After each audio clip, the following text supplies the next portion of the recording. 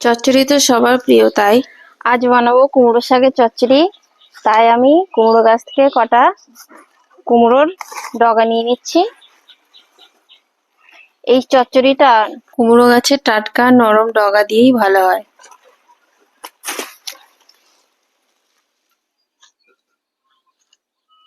এই গরমে কুমড়ো শাকের ডাঁটা চচ্চড়ি খেতে খুবই ভালো লাগে। এবার আমি কুমড়ো শাকগুলোকে ছোট ছোট করে কেটে নেব। কুমড়ো শাক তো অনেকেই অনেক রকম ভাবে রান্না করে খেয়েছেন, তাই আমার মতো এইভাবে একবার রান্না করে দেখবেন, খেতে খুবই ভালো লাগবে। তাই সম্পূর্ণ ভিডিওটি দেখতে থাকুন। প্রথমে আমি এই ডাঁটিগুলোকে এভাবে ছাড়িয়ে নেব। আপনারা তো জানেনই এভাবে ছাড়াতে হয়, এটা না ছাড়ালে খেতে ভালো লাগবে না। আর পাতাগুলোকেও ঠিক আমি এভাবে ছোট ছোট করে কুচিয়ে নেব। পাতাগুলো এরকম সরু সরু করে কেটে দিলে দেখতে এবং খেতে দুটোই ভালো লাগে। আর এরকম একটা মিডিয়াম সাইজের আলু নিয়ে নিয়েছি। আলুটাকে আমি আলু ভাজার মতো লম্বা লম্বা করে কেটে নেব। আর এখানে নিয়েছি আমি 2 চামচ সাদা সর্ষে, 2 চামচ কালো সর্ষে আর 1 চামচ পোস্ত। সর্ষেটাকে আমি আধ ঘন্টার জন্য জল দিয়ে ভিজিয়ে রেখে দেবো। এবার কড়াই চাপিয়ে কড়াই গরম হয়ে গেলে নিয়ে নেবো অল্প পরিমাণ সর্ষের তেল। তেল গরম হয়ে গেছে, প্রথমে আমি 8-10টা কলার ডালের বড়ি ভেজে নেব। এই সময় উনুনের আঁচটা কম রেখে বড়িগুলোকে ভাজবো, তা না হলে বড়িগুলো পুড়ে যাবে, আর পুড়ে গেলে খেতে ভালো লাগবে না। বড়ি দিলে চচ্চড়ির টেস্টটা একদমই পাল্টে যায়। বড়িগুলোকে এরকম হালকা ভেজে নিয়ে আমি এগুলোকে তুলে নিচ্ছি।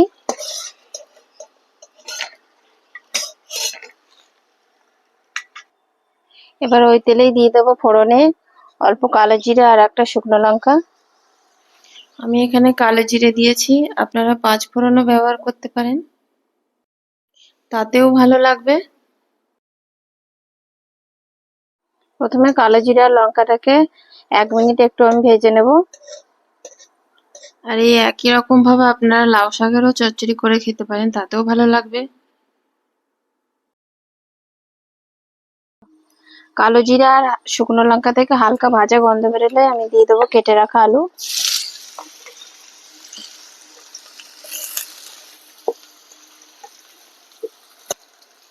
আর এই সময় দিয়ে দেবো সামান্য নুন। নুনটা দিয়ে আমি আলুটাকে প্রথমে 2 মিনিট ভেজে নেব।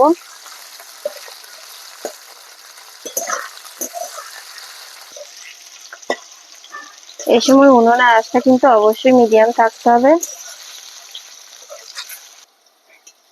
এরকমই হালকা করে ভাজবো, খুব বেশি ভাজবো না। এবার আমি দিয়ে দেবো কেটে রাখা শাকটা।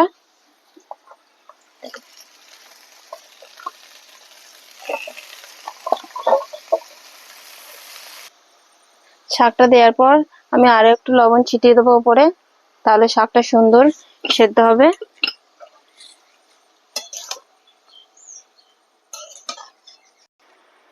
শাকটা দেওয়ার পর শাকটাকে আমি হালকা নেড়ে চেড়ে এটাকে ঢেকে দেবো 5-7 মিনিট সেদ্ধ হওয়ার জন্য। এই ফাঁকে আমি সরষে আর পোস্তটাকে পেস্ট করে নেব। পেস্ট করার সময় আমি এর মধ্যে দেবো 4টে কাঁচা লঙ্কা। এই কাঁচা লঙ্কাগুলো তেমন ঝাল নেই, আপনারা যেমন ঝাল পছন্দ করেন সেই অনুযায়ী লঙ্কা দেবেন। আর আমি এই পেস্ট করার সময় সামান্য লবণ দিয়ে দিচ্ছি। এই সর্ষে পেস্ট করার সময় অবশ্যই একটু লবণ দিয়ে দেবেন, তাহলে সর্ষে তেতো ভাবটা থাকবে না।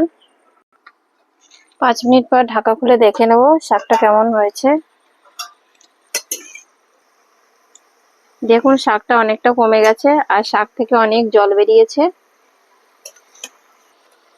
এই শাকের জলেই শাকটা সেদ্ধ হয়ে যাবে, আলাদা কোনো জল দেওয়ার প্রয়োজন হবে না।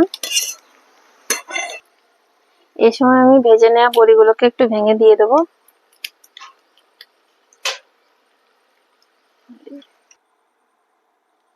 বড়িটা দিয়ে ঢাকা না দিয়ে আমি এটাকে নেড়েচেড়ে আরো 2-3 মিনিট রান্না করব।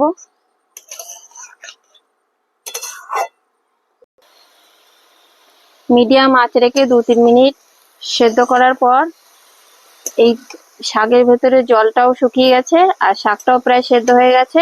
এই সময় আমি দিয়ে দেবো পেস্ট করে রাখা সর্ষে আর পোস্তটা।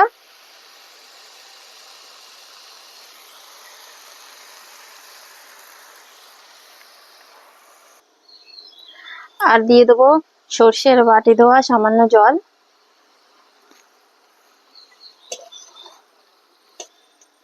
এবার মশলাটাকে আমি ভালো করে শাকের সঙ্গে নেড়ে মিশিয়ে দেবো।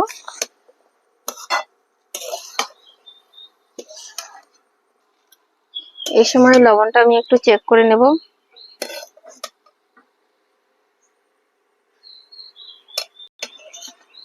এবার আমি মিডিয়াম আঁচ রেখে শাকটাকে 5-7 মিনিট রান্না করব।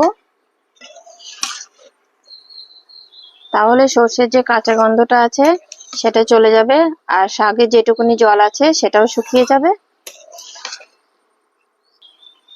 এই চচ্চড়িটা একটু শুকনো শুকনো হয়, তাহলে খেতে ভালো লাগবে। খুব অল্প সময়ে সহজেই হয়ে গেল কুমড়ো শাকের চচ্চড়ি। আপনারা একবার অবশ্যই বাড়িতে বানিয়ে দেখবেন, খেতে দারুণ লাগবে। আর রান্নাটা যদি ভালো লেগে থাকে অবশ্যই কমেন্ট করে জানাবেন। কুমড়ো শাকের চচ্চড়ি হয়ে গেছে, এবার আমি এটাকে নামিয়ে নিচ্ছি। এটা গরম গরম ভাতের সঙ্গে খেলে দারুণ লাগে। এই শাকটা হলে আর কিছুই লাগে না।